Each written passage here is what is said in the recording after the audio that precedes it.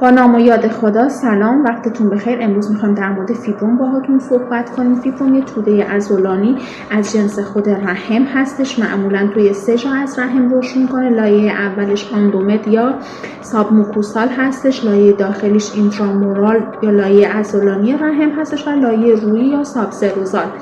در واقع از علائم فیبروم ما میتونیم به یبوست‌های طولانی مدت، خونریزی‌های نامرتب رحمی، درد موقع قاعدگی، درد موقع نزدیکی و سفت‌های مکرر اشاره کنیم. از نظر طب سنتی فیبروم زمانی عارض میشه که در واقع سردی بر رحم غالب شده باشه، یعنی تب سودایی یا تب بلغمی بر رحم در واقع غالب شده باشه. یه درمان طب سنتی بهت پیشنهاد میدم. اولیش این هستش که روزی 1 لیوان عرق خاکخاسک بخوری تا پاکسازی صورت بگیره به همراه تخم شنبلیله، 1 قاشق چای خوری به همراه عسل به مدت 21 روز. اما اگه میخوای مشکلت به طور ریشه‌ای حل بشه، کلمه فیبروم رو برام کامنت کن یا با راه‌های ارتباطی زیر با ما در واقع در تماس باش. موفق باشین.